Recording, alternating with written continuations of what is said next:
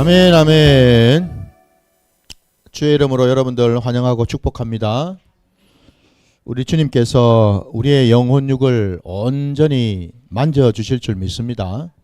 그러면 우리는 살 수 있고, 그러면 우리는 강건해질 줄 믿습니다. 자, 오늘 이 주예배 가운데 주신 하나님 말씀 함께 보겠습니다. 마가복음 8장 27절부터 30절까지 말씀입니다. 마가복음 8장 27절로 30절까지 말씀입니다. 다 찾으신 줄 알고 말씀을 제가 봉독하겠습니다. 예수와 제자들이 빌립보 가이사라 여러 마을로 나가실새 길에서 제자들에게 물어 이르시되 사람들이 나를 누구라고 하느냐? 제자들이 여짜와 이르되 세례 요한이라 하고 더러는 엘리야 더러는 선지자 중에 하나라 하나이다. 또 물으시되 너희는 나를 누구라 하느냐? 베드로가 대답하여 이르되 주는 그리스도시니이다 하매 이에 자기의 일을 아무에게도 말하지 말라 경고하시고. 아멘, 아멘. 자, 오늘 우리에게 주신 이 말씀을 가지고 주는 그리스도시니이다 라는 제목으로 말씀을 증거하고자 합니다. 여러분들, 오늘 우리가 함께 방금 본 이 본문 말씀 첫 절에 주님께서 제자들과 함께 가신 곳이 지금 빌립보 가이사라라고 되어 있습니다. 여러분, 그 예수님 그 당대에 이 빌립보 가이사라라고 하는 이 지역은요, 그 이스라엘 땅 안에서도 가장 북쪽 끝이었습니다. 거의 그 국경 근처에 있죠. 예. 다른 나라와 인접해 있는 그 국경 근처 가장 그 북쪽 지역 중에서도 가장 끝에 있는 그 지역이 바로 이 빌립보 가이사라라는 지역이에요. 그러니까 그 땅만 넘어가면은 이제 이스라엘 땅이 아닌 거죠. 예, 다른 나라가 되는 겁니다. 다른 나라.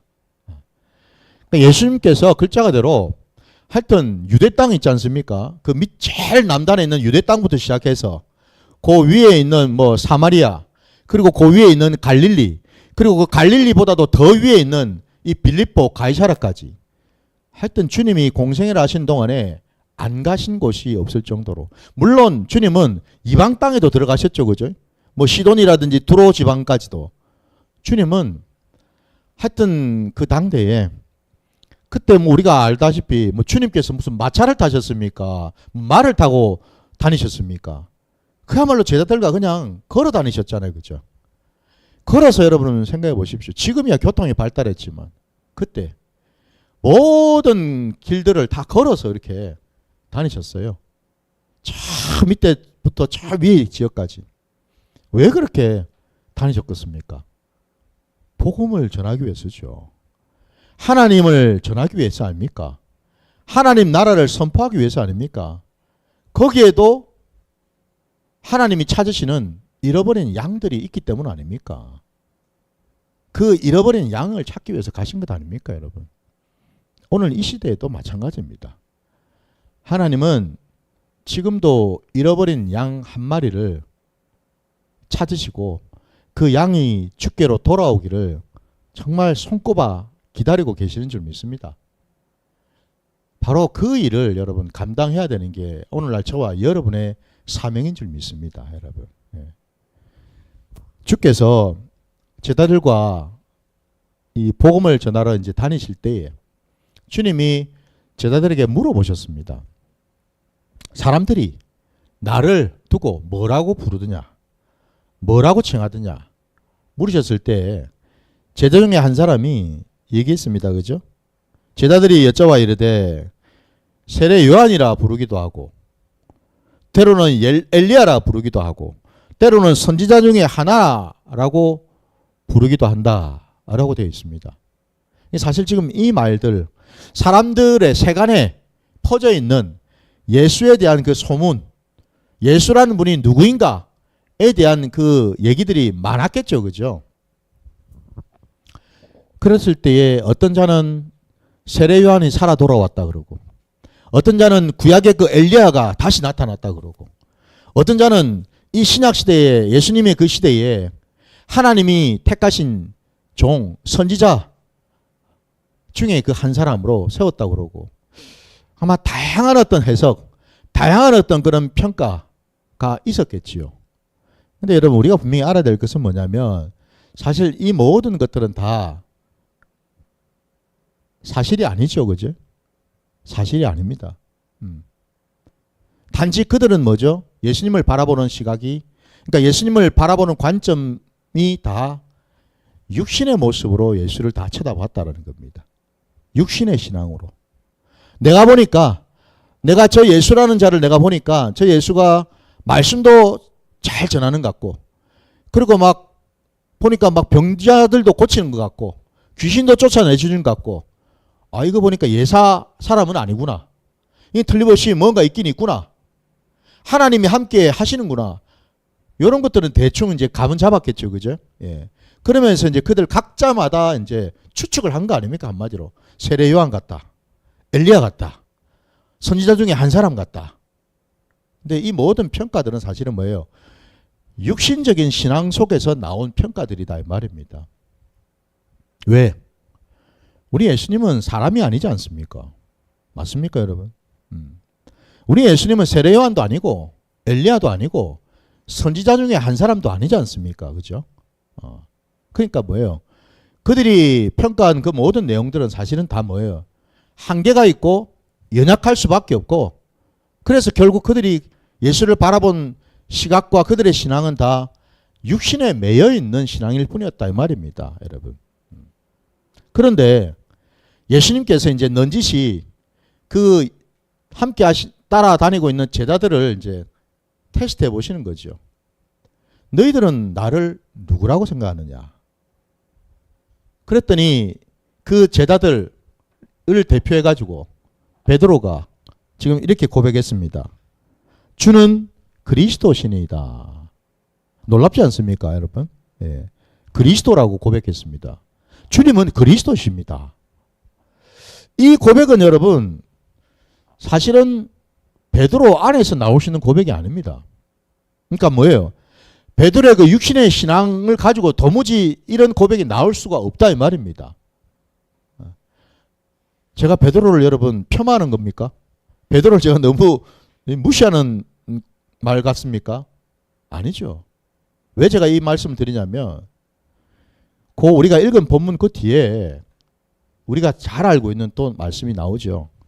예수님께서 당신이 이 땅에 왜 왔고 어떤 일을 감당할 거고 어떻게 죽을지에 대해서 말씀을 하셨거든요. 그때 베드로가 여러분 뭐라고 했습니까? 베드로가 예수를 붙들고 항변하며 됐습니다. 베드로가 한순간에 막 혈기가 올라와 가지고요. 예수님의 멱살을 딱 잡고서 막 흔들었습니다. 막. 절대 그리 하면 안 됩니다라고. 절대 그리 못합니다라고. 사실 오늘 예수님께서 당신이 왜 오셨는지 그리고 어떤 일을 하기 위해서 오셨는지를 말씀하신 이 내용 자체가 다 뭐예요 이게? 사실 이게 그리스도의 사명이었습니다. 이게 바로 메시아가 하실 일 아닙니까 여러분? 이것 때문에 오셨잖아요 여러분. 근데 보십시오. 아니 베드로가 자기 입으로 주님은 그리스도십니다라고 해놓고 뒤돌아서서 주님이 그래 내가 이 일을 하기 위해서 왔다. 그리스도가 맞다라고 얘기하셨는데도 불구하고 베드로가 어떤 반응을 보였습니까? 무슨 소리입니까 지금? 멱살을 잡으면서. 절대 그리 할 수 없습니다. 무슨 얘기죠? 주님의 말씀에서 우리가 짐작할 수 있죠. 네가 하나님의 일을 생각지 아니하고 사람의 일을 생각하는구나.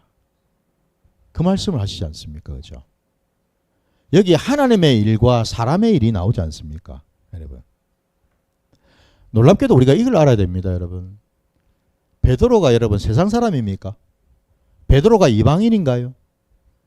예? 베드로가 여러분 죄인입니까? 베드로는 유대인입니다. 베드로는 지금 예수님을 따라다니고 있는 제자입니다. 누구보다도 예수를 알고 있고 누구보다도 예수님이 하신 말씀과 그가 하신 모든 기적과 표적을 다 본 자입니다. 그런 자가 바로 베드로 아닙니까? 근데 그 베드로가 그 입에서 사람의 일이 나오고 있는 거 아닙니까 지금. 절대 그러면 안 된다라고. 절대 그럴 수 없다고. 이걸 볼 때 여러분, 제가 말씀드린 앞부분에서 말씀드린 것처럼 베드로가 주는 그리스도신이다라는 이 고백은요, 절대 베드로 속에서 나올 수 있는 고백이 아니라는 겁니다. 그럴 수준이 못 됩니다. 베드로는. 그럴 자격도 없고요. 여러분, 그래서 항상 우리가 깨달은 게 이겁니다. 여러분, 이걸 알아야 됩니다. 내가 아무리 신앙생활을 오래 하고 이런 직분 저런 직분 이런 은사 저런 은사를 한다 하더라도요, 여러분, 우리 신앙의 수준에 한계가 있습니다. 여러분, 한계가 있어요. 그 무슨 얘기냐면 내가 머리로 아는 거하고요, 내 삶의 자리에서 열매를 맺는 거하고는 다릅니다. 여러분, 우리 머리로 지식으로는 여러분, 아이고 그냥 하늘을 찌르지요. 말씀을 우리가 모릅니까 지금. 하늘을 찌르고도 남죠. 근데 우리가 말씀을 머릿속에 담고 있고 알고 있는 만큼 내 삶의 자리에서 그 말씀의 능력과 권세가 나타나고 있습니까? 그 말씀대로 순종하냐 이 말입니다. 지금 적용을 잘하고 계시냐 이 말이에요. 다르지 않습니까 여러분? 달라요. 지금 베드로를 보십시오 여러분. 베드로가 지금 이렇게 고백할 수 있었던 것은 베드로 그 속에서 나온 소리가 아니고 하나님이 강권적으로 그 입술을 붙들었기에 이 고백이 나오고 그 뿌리라는 겁니다.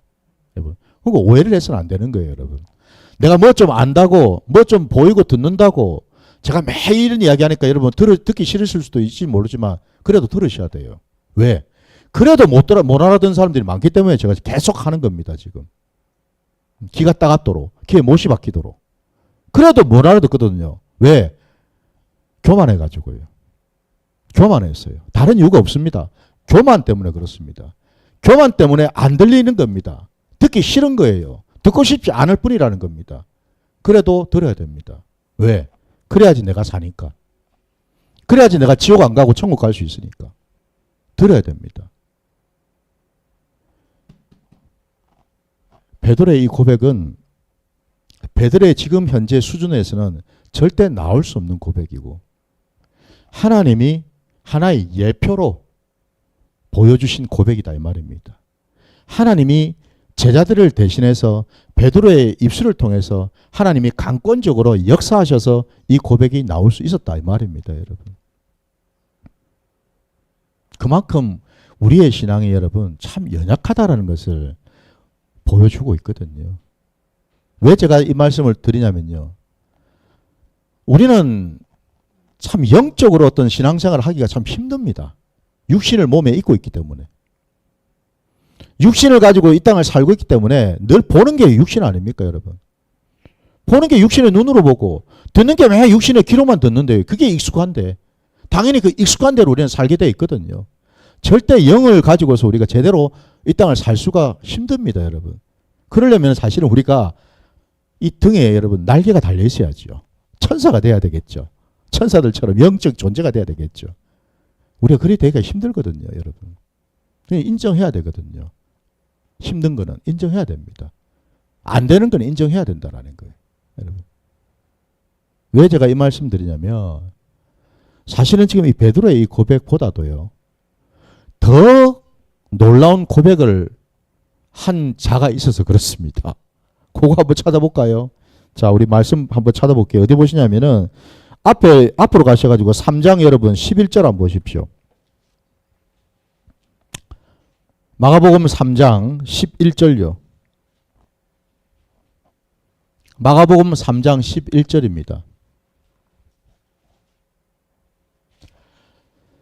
자, 3장 11절 말씀 거기에 보니까 여러분 누가 나옵니까? 더러운 귀신들이 나옵니다. 여러분, 더러운 귀신들이 어느 때든지 예수를 보면 그 앞에 엎드려 부르짖어 이르되 당신은 하나님의 아들이니이다 라고 고백하고 있습니다. 귀신들이 말입니다 여러분. 네? 뿐만 아니라 여러분 우리 이제 5장 7절로 한번 가보세요.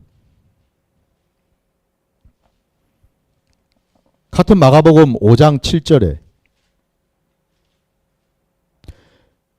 자, 거기 또 보시면은 큰 소리로 부르짖어 이르되 지극히 높으신 하나님의 아들 예수여 나와 당신이 무슨 상관이 있나이까 원하건대 하나님 앞에 맹세하고 나를 괴롭히지 마옵소서 하니. 이 소리도 누구 소리입니까? 귀신의 소리입니다, 여러분. 귀신 소리예요, 여러분. 거라사 그 귀신 들린 자 안에 있는 그 귀신요. 한번 보십시오, 여러분. 귀신들은 알고 있어요. 예수님이 어떤 분인지를. 그분은 그리스도일 정도가 아니고 뭐라고 그럽니까? 하나님의 아들. 하나님이라고 고백합니다, 여러분. 하나님이라고.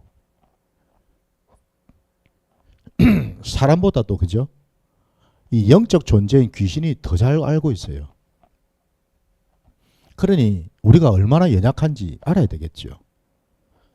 우리는 한계가 있습니다. 보는 한계가. 그러나 어쨌든 하나님께서는 이 베드로를 통해서 예수님이 어떤 분이신지를 우리에게 정확하게 또 말씀해 주시지요. 주는 그리스도이시니다. 두 가지 중요한 지점이 나옵니다. 첫째는 주. 주인이란 뜻이죠.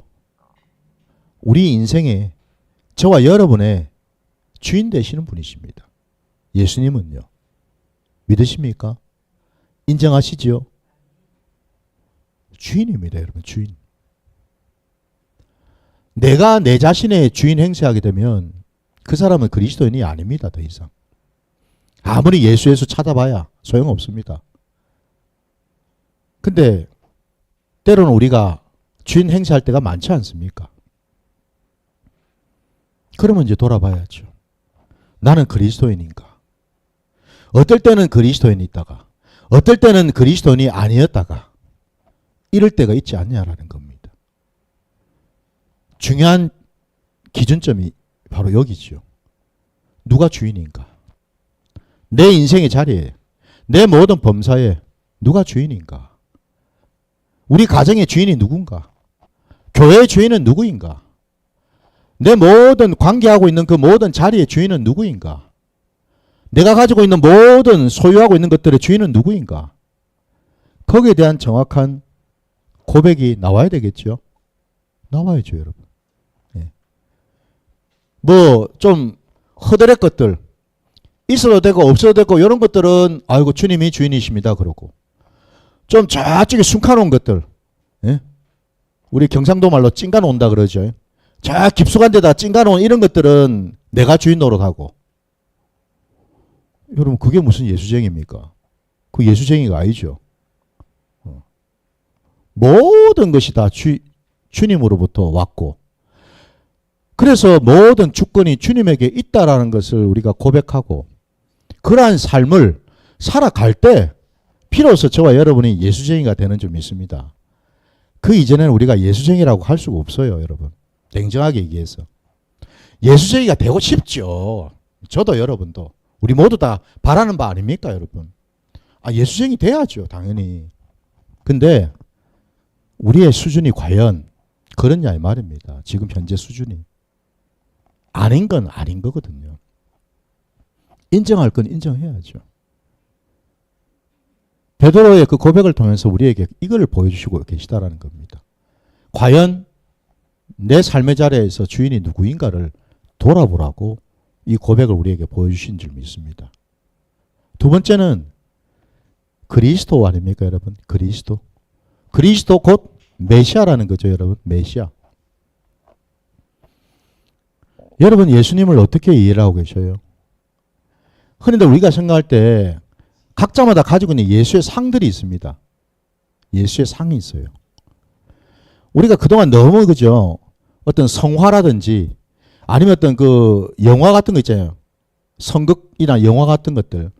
이런 것들에 우리가 너무 익숙해져 있다 보니까 예수님에 대한 상이 굉장히 좀 많이 미화되어 있는 게 사실입니다.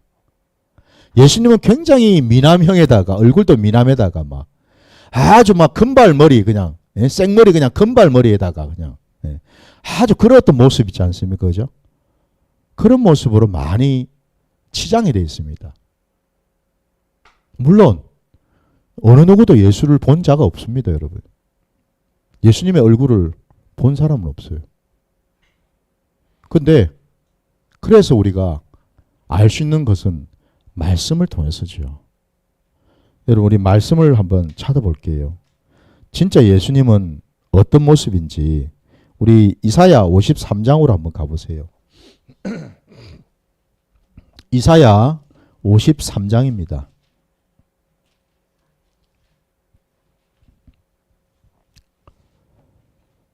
53장 2절, 3절.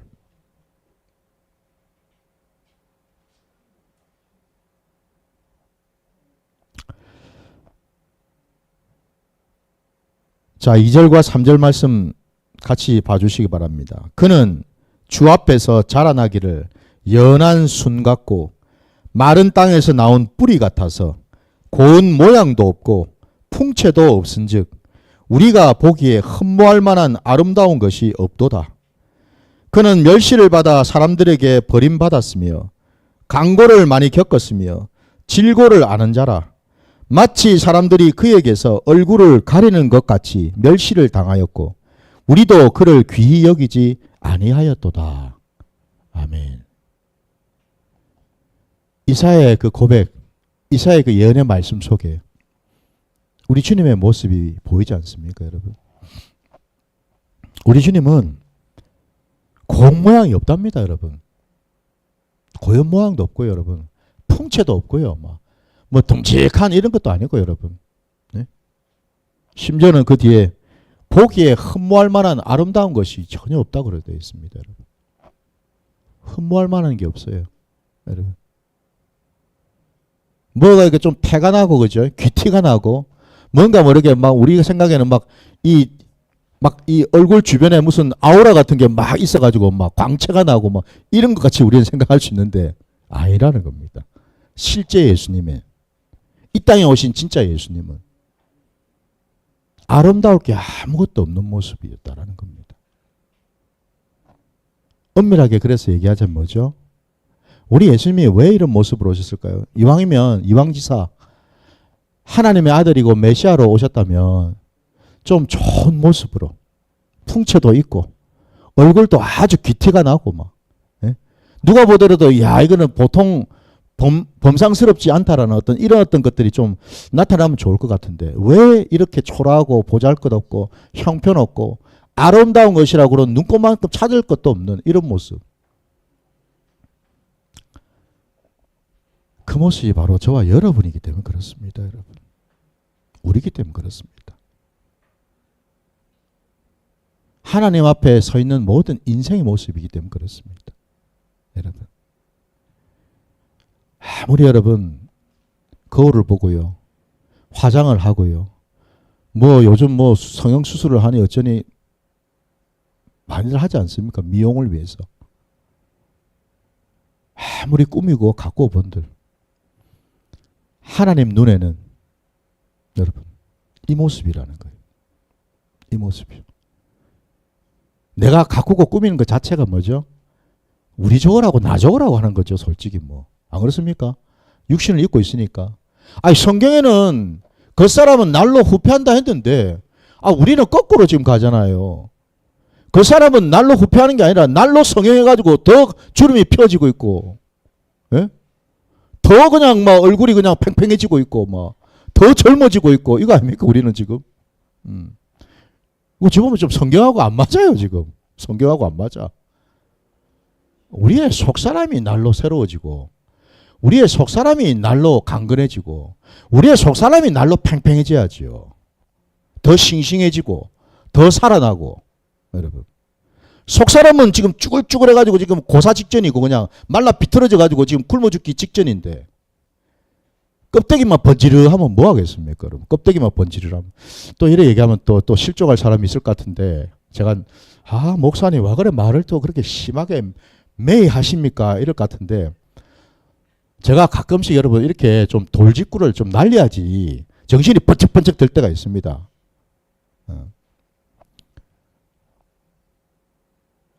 이왕이면은 여러분 다홍치마라고 아, 이왕 뭐 나이 드는 거, 그죠? 좀 젊게 살면 좋긴 좋죠, 뭐. 예? 뭐, 그래서 뭐, 어쨌든 뭐, 이렇게 저렇게 뭐, 수술도 하고 하는 걸 뭐, 제가 드리고 싶은 말씀은 그런 것도 뭐 하지 말고 뭐, 이런 얘기가 아닙니다, 여러분. 제가 항상 말씀을 드릴 때 방점이 어디에 있는가를 포인트를 잘 잡으십시오. 그거를 하지 말라는 게 아니고 저는 어디다가 강조점을 지금 두고 있습니까?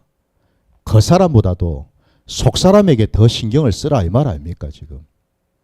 내 영혼에 대해서 내 심령에 대해서 더 관심을 가지고 더 신경을 써서 더 하나님과 함께하는 방향으로 나가라는 것 아니겠습니까? 그죠? 이렇게 이해를 하시면 돼요. 여러분. 그러니까 전혀 속상해 하시거나 시험 드시지 마시기 바랍니다. 실족할 것도 없습니다, 여러분. 아니, 주님도 이렇게 오셨는데요.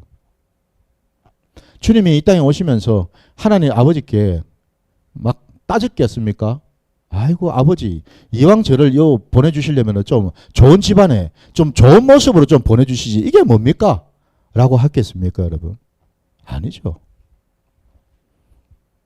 왜냐하면 주님은 아시잖아요. 겉으로 드러나는 것이 잠시 잠깐뿐이라는 것. 어차피 우리는 여러분 잠시 있다 사라지는 안개와 같은 자들 아닌가요? 아침에 피었다가 저녁이면 시드는 들꽃 같은 존재들 아닌가요? 네. 근데 우리가 앞으로 장차 가야 될 그 본향 천국은 거기는 영원한 곳 아닙니까, 여러분? 우리가 부활의 몸으로 여러분 보십시오. 부활의 몸으로 주님과 함께 영원토록 우리가 살아야 되는데 그 부활의 몸이 더 나아야 되지 않겠습니까? 그게 더 나아야죠, 여러분. 그래서 주님 말씀하잖아요. 하늘에다가 상급을 쌓으라고요. 이 땅에 썩어질 것들 내 마음 뺏기지 말고 하늘에 상급을 쌓으라고 말씀하지 않습니까? 그래서 그게 더 귀하고 그게 더 영원하고 그게 진리니까.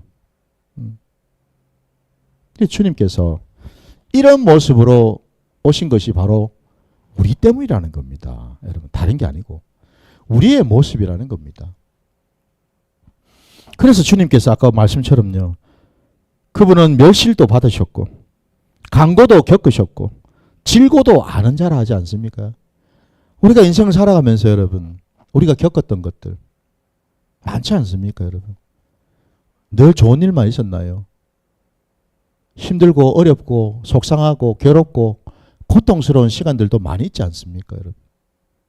바로 그것 때문에 오신 주님이죠, 여러분. 주님께서 우리를 아시기 때문에 우리가 주님을 찾을 수가 있고 믿을 수가 있겠죠. 주님은 저 하늘 끝자락에 아주 그냥 무슨 아주 고고한 학처럼 계시고 우리는 저 끄트머리에 그냥 찌그러져 가지고 그냥 무슨 찌그러진 깡통처럼 그냥 나뒹굴고 있는 그런 거라면 여러분 얼마나 이게 차이가 납니까, 이거 지금. 감히 우리가 범죄비나 하겠습니까, 감히? 감히 하나님을 어디 쳐다나 보겠습니까, 감히? 그게 아니고 거기에 계신 주님이 우리가 있는 자리까지 오신 것 아닙니까? 우리와 같이 되시려고, 우리와 함께 하시려고, 우리 도우시려고, 우리 구하시고 살리시려고, 우리처럼 같은 모습을 입고서 이 땅에 오신 것 아닙니까? 이게 은혜죠, 여러분. 이게 은혜인 겁니다, 여러분. 그래서 우리 주님이 얼마나 귀하고 얼마나 감사한지. 바로 그 감사의 제목을 여러분 한번 생각해 보십시오. 우리 주님이 내 정말 형편없고 지질이 궁상 같은 내 인생의 자락까지 찾아오셨구나. 늘 눈물이고 한숨이고 늘 괴롭고 슬픔뿐이었던 내 인생의 자리, 정말 악올 골짜기 같았던 그 인생의 자리까지 마다하지 않고 찾아오셨구나. 그래서 내 눈앞에서 내 무릎을 세워주시고 주저앉아서 울고 있던 나를 이렇게 세워주셔서 내 눈에 눈물을 닦아주시고 내 손을 잡고 이끄셔서 나를 그 악올 골짜기에서 끄집어내셔가지고 소망의 문으로 인도해 주셨구나. 이게 여러분 복음 아닙니까, 여러분? 이게 우리 기독교 신앙이라는 겁니다, 여러분. 그분이 바로 메시아 그리스도이십니다. 베드로가 왜 주님의 역사를 잡고 항변을 했겠어요? 육신의 신앙에 빠져 있었던 베드로에게는 메시아라는 것 자체도 결국 뭐죠? 육신적으로 봤기 때문에 그렇죠. 적어도 메시아는 어때야 돼? 메시아는 왕처럼 군림해야죠. 베드로가 생각하는 메시아 아닙니까? 왕처럼 군림해서 모든 민족을 다스리고 이스라엘을 해방시키고 로마로부터 모든 백성들을 발 앞에 무릎 꿇리는 그런 힘있고 능력있고 권세 있는 아주 멋진 메시아. 베드로가 꿈꾸고 상상했던 그 육신의 신앙으로 바라봤던 메시아가 바로 그 모습 아닙니까, 여러분? 어쩌면 우리가 어린 신앙으로 살아갈 때 예수를 찾았던 모습일 수 있겠죠. 근데 예수님은 그렇게 말씀 안 하셨거든요. 말씀 하나만 더 찾아볼게요. 여러분, 우리 같은 마가복음 가셔서 마가복음 10장 가보십시오. 마가복음 10장 45절 말씀을 보십시오. 마가복음 10장 45절 말씀. 자, 우리 함께 찾으셨으면 합독하겠습니다. 시작. 인자가 온 것은 섬김을 받으려 함이 아니라 도리어 섬기려 하고 자기 목숨을 많은 사람의 대속물로 주려 함이니라. 아멘. 우리 주님이 메시아로 오신 까닭은 요것 때문이었습니다. 다른 이유가 아니고요. 섬김 받으려고 오신 것도 아니고 군림하려고 오신 것도 아니고 대접받고 싶어서 오신 것도 아니고 여러분. 추앙받고 숭배받기 위해서 오신 분이 아니다 이 말입니다. 오히려 섬기시려고 오셨다고 하셨어요. 섬기려고. 더 나아가서 당신의 목숨을 많은 죄인된 그 인생들에게 주시려고 오셨다고 되어 있습니다, 여러분. 이게 메시아입니다. 이게 진짜 메시아 아닙니까? 이 메시아를 여러분 깨달으려면은 지금 베드로의 그 고백했던 그 상태 수준의 신앙으로는 어림도 없죠. 절대로 깨달을 수가 없습니다. 따를 수가 없습니다. 그래서 뭐예요? 우리의 신앙이 육신의 신앙에 머물러서는 예수님을 만날 수가 없다라는 겁니다. 만날 수가 없어요. 그냥 나 혼자 그냥 부를 뿐이지, 찾을 뿐이죠. 절대로 만나지는 못합니다, 예수님을. 예수님을 만나려면 육신의 신앙이 벗겨져야 됩니다, 여러분. 육신의 신앙이 벗겨지고 이제는 내가 영으로 나가야죠. 영으로 주님을 만나야 됩니다. 이게 중요하다는 겁니다. 그래서 여러분, 그럴 때 비로소 주님이 이 땅에 오신 목적을, 그 진심을 우리는 깨닫게 되는 줄 믿습니다. 부디 우리 역시도 베드로처럼 고백하잖아요. 주는 그리스도이십니다라고. 근데 이 고백이 이제는 여러분 우리에게 와닿기를 그저 육신으로 머리로만 와닿는 고백이 아니라 이제는 내 심령 안에 심어지는 그런 신앙이 되어야 될 줄 믿습니다. 그러면 우리는 주를 보게 되는 겁니다, 여러분. 주님과 함께하게 될 줄 믿습니다. 바로 그 신앙으로 나아가시기를 주의 이름으로 축원합니다. 우리 함께 기도하며